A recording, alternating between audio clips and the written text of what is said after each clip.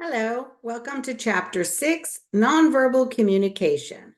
So I will share my screen with your PowerPoints. Happens every single time. Okay, we're going to stop sharing and fix this right away. Okay, let's share our screen and hopefully it's full screen. Okay, second time's always the charm. Okay, so we are on nonverbal communication. And the reason why I study nonverbal is everything that led us to this point says that language alone is not what people are fulfilling their understanding with. It's our voice, it's the holistic um, message, who's saying it, even the mode, whether it's face to face or in person. So to demonstrate nonverbal communication, and we want to understand exactly what we need to work on, we may not even understand how our facial expressions do indicate certain messages, understand the principles of nonverbal communication, the 8 general types of nonverbal communication, because nonverbal communication does aid the verbal, and demonstrate how to use visual aids. Now, I do this in my speech communication class because sometimes when you're in a course, as I'm doing here with the PowerPoints, we think that the more is better. Depending on, again, your mode of communication, when in public speaking, we don't do this. This is not in a public speaking arena. I would be using more visuals. I would use graphs, anything to aid. It's almost like a footnote. You want to add more information. What does that visual aid add to the verbal? And 4 ways to demonstrate or improve our nonverbal. Definition, the process. So again, it's a step-by-step of conveying a message without the use of words.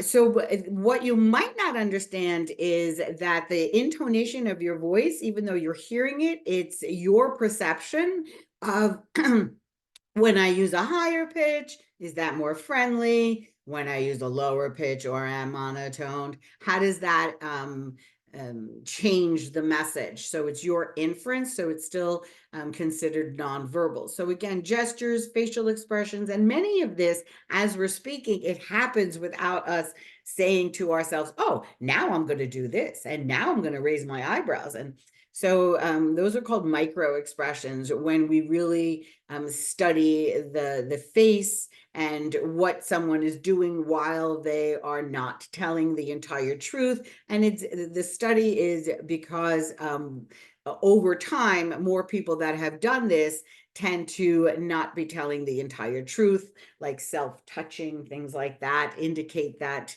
there's some dishonesty there. Okay, so again, that's what we're focusing on. And nonverbal gestures have power, and we use them. It impacts our relationships, and we should be careful. And so this is why we are consciousness raising, bringing to your attention the different entities of nonverbal communication. So nonverbal communication gives our thoughts and feelings away before we even aware of what we're thinking or saying, because you're not really in total control of your movements of especially facial expressions. So your nonverbal communication includes both intentional, so you can intentionally add. So if I were going to say, one of you are going or 2 of us are going, I can definitely work on adding complementary nonverbal communications. But certainly if you're not telling the truth, there are signs to indicate that. So here's the breakup. Illustrators or nonverbal gestures directly linked with words can be used to communicate message effectively and reinforce the main point. So any type of nonverbal gesture to illustrate, in addition to what the word is saying, that's what an illustrator is. So again, while you're reading, think of your examples. Your book has examples as well, so that you use this as part of your becoming an effective communicator in any cultural situation.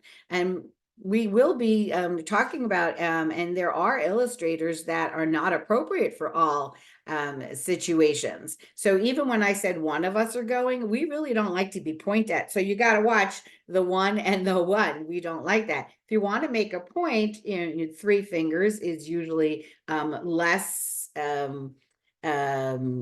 attacking any one individual. Emblems are nonverbal gestures, such as a head nod, so I know when to speak next if I'm at a job interview and they say, tell me a little bit about yourself. And there may be a little head nod there, so you know to speak. Regulators are nonverbal messages which control, maintain, or discourage interaction. So, sometimes if somebody is going like this and you're telling a story, it's the opposite of being very interested. And how we display. Affect displays are nonverbal communication that express emotional feelings. So if I'm having a bad day, I don't want to come into my classroom and slam down my book onto the table. You're just, spreading that bad vibe, as you say, across the room. It is called a negative contagion. So we don't want to do that. So if you're going for a job interview and you're sitting in a subway and you're all sweaty because it's 102 degrees, when you get there, you don't say, oh, that's what not, it's New York City. You're going to take the subway. So hot cultures are associated with high frequency and intensity of affect displays. So those people that do find it important to display their emotions. And cold cultures are associated with low frequency and intensity of affect displays. And again, culture it could be workplace environment as well. Is it important that you huff and puff at work? Okay, so adapters are displays of nonverbal communication that help you adapt to your environment and each context, helping you feel comfortable and secure. So we have a self-adapter, involves you meeting your need for security by adapting something about yourself in a way for which it was designed or far more apparent than the purpose. So what's your self-adapter? For teachers and for myself, when I'm lecturing, sometimes my self-adapter is okay because it allows me to say, the audience got this, my students got it, so now it's okay to go to the next step, because sometimes in an in-person environment, you get a lot of students that, especially if it's an 8 o'clock class. So, we have our own adapters, but sometimes we, again, in a formal atmosphere, we want to make sure we reduce any type of distracting self-adapter if you're clicking your pen. Object adapters involve the use of any object in a way for which it was not designed. So object adapters. Sometimes clothing is an object adapter. You may feel comfortable if you're wearing a tie. You may feel comfortable if you're wearing a starched white shirt to a job interview. It kind of sets the mood. So nonverbal gestures that reinforce verbal communication complement, and they're called complements. So we want to complement. So what are the learning objectives? Nonverbal communication, and describe its role. And I think this is this should have been put ahead. I think your PowerPoints are a little out of order. So we're going to skip that for now. Nonverbal communication. I don't know why this is a repeat. Okay. And unless it was mine. Okay, irreversibility. So nonverbal communication is ripe, meaning it's fast and you can't take anything back. Okay, can't take it back. And though we say, I'm sorry or something, I'm sorry was meant for the person saying it, not the person receiving it. I think we did these. I don't know why my PowerPoints went a little bit backwards, so it's okay. So masking involves the substitution of appropriate nonverbal communication for nonverbal communication you may want to display. So we do wear certain masks. My niece is a first grade school teacher, and she always has that smile on her face because She believes that no kid should see you on your bad day. Why bring it to the office?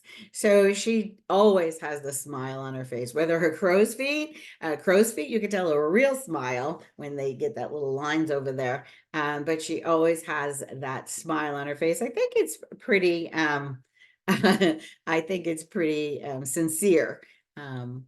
So contradictory again, there are videos, The Secrets of Your Body Language. It's a documentary. We don't want to use contradictory messages. If I'm saying we should go over there, you definitely don't want to make your head go opposite of that. And let me check my time here. Okay, so we're going to end part 1 here. Actually, let's see what we can do here. So other characteristics of nonverbal. Nonverbal communication is confusing. I will have to give you that much. So I'm going to stop it here and then we'll continue on part 2.